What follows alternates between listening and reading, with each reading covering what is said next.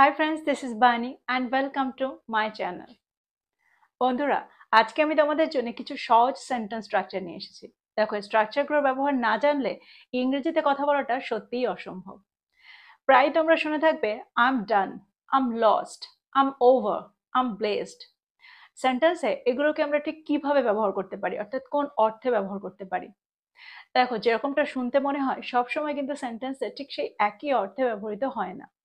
আর আমাদের জানা দরকার যে কোন অর্থে আমরা এগুলোকে সেন্টেন্সে ব্যবহার করতে পারি।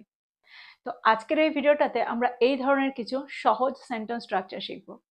তো ভিডিওটা কিন্তু খুবই ইম্পর্টেন্ট, খুবই ফ্রুটফুল হতে চলেছে। তোমরা কোথাও যাবে না, আমার সাথে ভিডিওটা একদম শেষ পর্যন্ত থাকবে। যারা চ্যানেলে নতুন, অর্থাৎ প্রথম আমার ভিডিও দেখছো, তারা প্লিজ চ্যানেলটাকে সাবস্ক্রাইব করে নিও। তাহলে যখনই আমি ভিডিও আপলোড করব তোমরা নোটিফিকেশন পেয়ে যাবে। তো আর দেরি না করে চলো শুরু করা যাক আজকের ভিডিও। প্রথমটা হলো I'm all set. I'm all set, that means I'm ready, অর্থাৎ আমি সম্পূর্ণ প্রস্তুত। যখন আমরা বাংলায় এটার অর্থ করতে যাব তখন আমরা এরকমটাই অর্থ করব যে আমি পুরোপুরি প্রস্তুত। আমরা প্রায় বলে থাকি যে আমি মিটিংটার জন্য পুরোপুরি প্রস্তুত, আমি কাজটার জন্য একদম প্রস্তুত। আর ঠিক সেরকম অর্থে আমরা সেন্টেন্সে আম অল সেটের ব্যবহার করতে পারি।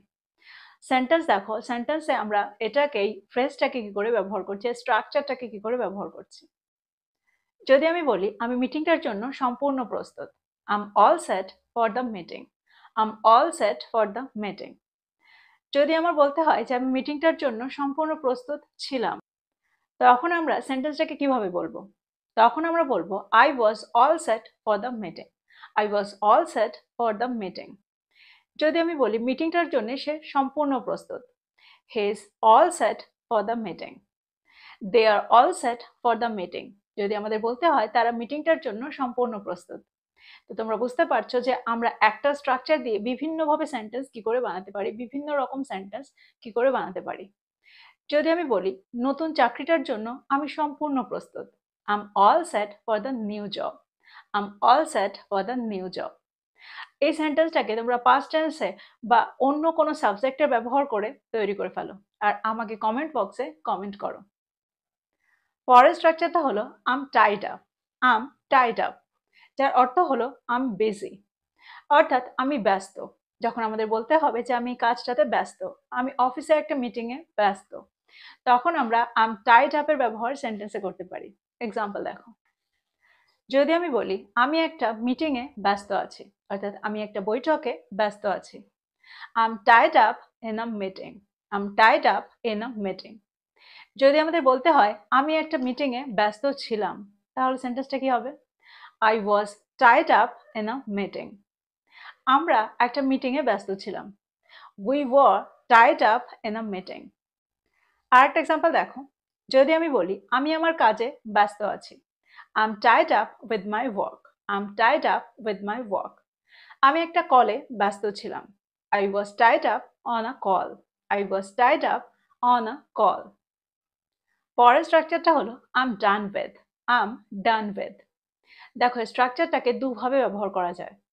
এক, আমরা যখন বলবো যে আমি কাজটা শেষ করে ফেলেছি, তখন আমরা সেন্টেন্সে এই স্ট্রাকচারটা ব্যবহার করতে পারি। আবার যখন আমাদের বলতে হবে যে এই কাজটা আমি আর সহ্য করতে পারছি না, এই কাজটা নিয়ে আমি অসহ্য হয়ে গেছি, তখনও আমরা আই এম ডান উইথ এর ব্যবহার সেন্টেন্সে করতে পারি। এক্সাম্পল দেখো, তোমরা আরো ভালো করে বুঝতে পারবে। যদি আমি বলি আমি এই প্রকল্পটির কাজ আর করতে পারছি না, অর্থাৎ আমি এই প্রকল্পটির কাজ করতে করতে অসহ্য হয়ে গেছি, তখন আমরা বলতে পারি I am done with the project, I am done with the project. আবার যখন কোনো কিছু শেষ হয়ে গেছে এরকম অর্থ আমরা সেন্টেন্সে বোঝাতে চাইবো, তখনও আমরা আই এম ডান উইথ এর ব্যবহার করতে পারি।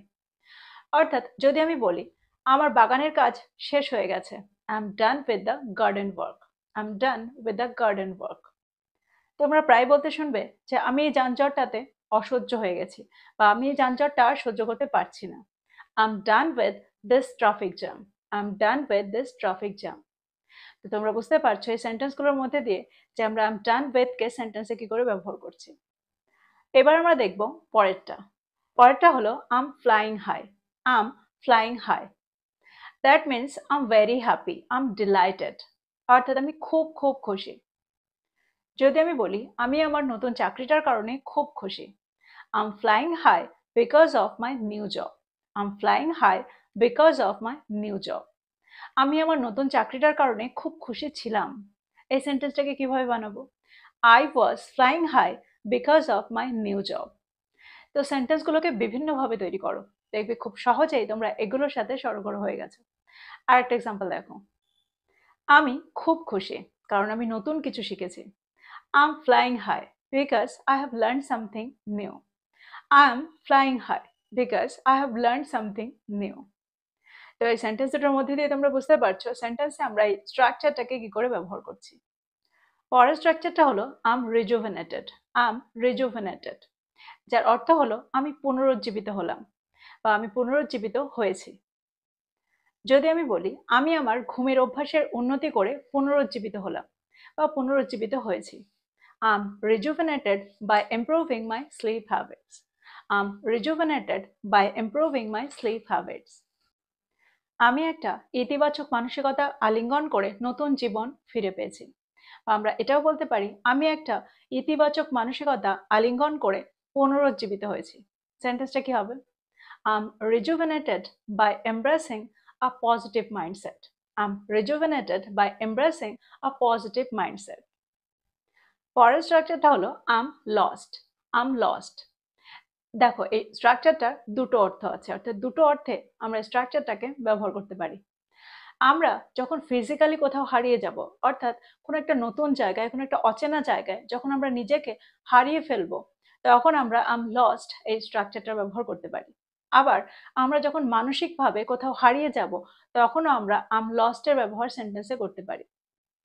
ফর এক্সাম্পল, আমি শহরটিতে হারিয়ে গেছি। I'm lost in the city. I'm lost in the city.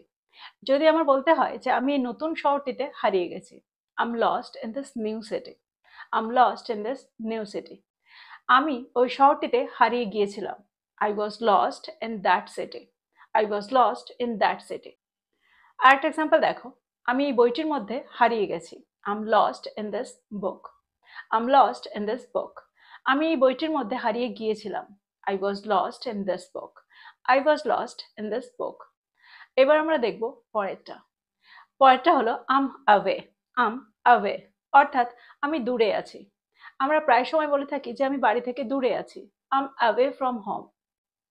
যদি আমি বলি আমি সপ্তাহান্তে দূরে আছি, অর্থাৎ সপ্তাহান্তের জন্য আমি দূরে আছি। সপ্তাহান্ত কাটানোর জন্য আমি দূরে আছি। I'm away for the weekend. I'm away for the weekend. আমি দূরে একটা উৎসবে আছি। I'm away at a festival. I'm away at a festival. তো তোমরা বুঝতে পারছো এই সেন্টেন্সগুলোর মধ্যে দিয়ে আম অ্যাওয়েকে সেন্টেন্সে কি করে আমরা ব্যবহার করতে পারি। যখন আমাদের বোঝাতে হবে যে আমি দূরে আছি, আম অ্যাওয়ে। আমি একটা উৎসবে দূরে আছি, আম অ্যাওয়ে অ্যাট আ ফেস্টিভ্যাল। পরের স্ট্রাকচারটা হলো আম ওভার। আম ওভার। দেখো স্ট্রাকচারটার ব্যবহার আমরা তখন করব যখন আমরা বাক্যে বোঝাতে চাইবো যে কোনো জিনিসের থেকে মন উঠে গেছে, আর ভালো লাগছে না, আর সহ্য করতে পারছি না, ব্যাপারটাকে আর নিতে পারছি না। এরকম অর্থে আমরা সেন্টেন্সে আম ওভারের ব্যবহার করতে পারি। এক্সাম্পল দেখো, এক্সাম্পলের মধ্যে দিয়ে তোমরা আরো ভালো করে বুঝতে পারবে। যদি আমি বলি আমি আর অপেক্ষা করতে পারছি না, অর্থাৎ আমি আর অপেক্ষা করতে করতে আর অপেক্ষা করতে পারছি না। I'm over the waiting. I'm over the waiting. একটা জিনিস তোমাদের এখানে মনে রাখতে হবে, আম ডানের ব্যবহার আমরা এখানে করতে পারি, কিন্তু আম ডানের সাথে আমরা উইথ এর ব্যবহার সেন্টেন্সে করি। কিন্তু যখন আম ওভারের ব্যবহার সেন্টেন্সে করব, তার সাথে কিন্তু আমরা উইথ এর ব্যবহার সেন্টেন্সে করব না, তাহলে এটা গ্রামাটিক্যালি ইনকারেক্ট হয়ে যাবে। যদি আমি বলি আমি আর বাধা বিপত্তিগুলো নিতে পারছি না, অর্থাৎ বাধা বিপত্তিগুলো থেকে আমি অসহ্য হয়ে গেছি। I'm over the obstacles. I'm over the obstacles. তো তোমরা বুঝতে পারছো সেন্টেন্সে আমরা আম ওভারকে কিভাবে ব্যবহার করছি। পরেরটা হলো আম এনভিয়াস। আম এনভিয়াস, যার অর্থ হলো আমি ঈর্ষান্বিত বা আমার হিংসা হচ্ছে। ফর এক্সাম্পল, তোমার একাধিক ভাষায় কথা বলার ক্ষমতা দেখে আমি ঈর্ষান্বিত বা আমার হিংসা হচ্ছে। I'm envious of your ability to speak multiple languages. I'm envious of your ability to speak multiple languages. তো তোমরা বুঝতে পারছো আমি ঈর্ষান্বিত বা আমার হিংসা হচ্ছে, এরকমটা বোঝাতে আমরা এই স্ট্রাকচারটার ব্যবহার সেন্টেন্সে করতে পারি। I'm envious of your beautiful garden. I'm envious of your beautiful garden. আমরা এটাও বলতে পারি I'm jealous of your beautiful garden, যার অর্থ এটাই হয় যে আমার হিংসা হচ্ছে। I'm jealous. I am jealous of your beautiful garden. তো তোমরা বুঝতে পারছো সেন্টেন্সে আমরা স্ট্রাকচারটাকে কি করে ব্যবহার করছি। পরেরটা দেখো, পরের স্ট্রাকচারটা হলো I am blessed with. I am blessed with, যার অর্থ হলো আমি সৌভাগ্য প্রাপ্ত করেছি বা আমি আশীর্বাদ প্রাপ্ত করেছি বা আমি আশীর্বাদ পেয়েছি। এরকম অর্থে আমরা সেন্টেন্সে আই এম ব্লেসড উইথ এর ব্যবহার করতে পারি। দেখো, সবসময় আমরা স্ট্রাকচারটার সঠিক অর্থটা বার করতে পারি না, কিন্তু সেন্টেন্সে আমরা আমাদের এটা বুঝতে হবে যে স্ট্রাকচারটাকে আমরা ঠিক কি অর্থে ব্যবহার করতে পারি। এক্সাম্পল দেখো, সেন্টেন্সের মধ্যে দিয়ে তোমরা আরো ভালো করে বুঝতে পারবে যে সেন্টেন্সে আমরা ঠিক কি অর্থে এই স্ট্রাকচারটার ব্যবহার করছি। আমি একটি ভালোবাসাপূর্ণ পরিবারের সৌভাগ্য প্রাপ্ত করেছি। I am blessed with a loving family. I am blessed with a loving family. আমি একটি সুন্দর জীবনের সৌভাগ্য প্রাপ্ত করেছি, বা আমি এটাও বলতে পারি আমি একটি সুন্দর জীবনের আশীর্বাদ পেয়েছি। I am blessed with a beautiful life. I am blessed with a beautiful life. তো এই সেন্টেন্স দুটোর মধ্যে দিয়ে তোমরা বুঝতে পারছো সেন্টেন্সে আমরা আই এম ব্লেসড উইথ এর ব্যবহার কি করে করতে পারি, অর্থাৎ স্ট্রাকচারটার ব্যবহার কি করে করতে পারি। এবার আমরা দেখব পরেরটা। পরেরটা হলো I am fascinated. I am fascinated, অর্থাৎ আমি মুগ্ধ। গাছপালা যেভাবে আলোর দিকে বেড়ে ওঠে তাতে আমি মুগ্ধ। I am fascinated by the way plants grow towards the light. I am fascinated by the way plants grow towards the light. তো তোমরা বুঝতে পারছো সেন্টেন্সে আই এম ফ্যাসিনেটেড এই স্ট্রাকচারটার ব্যবহার আমরা কিভাবে করতে পারি। আরো একটা এক্সাম্পল দেখো, প্রাণীরা যেভাবে একে অপরের সাথে যোগাযোগ করে তাতে আমি মুগ্ধ। I am fascinated by the way animals communicate with each other.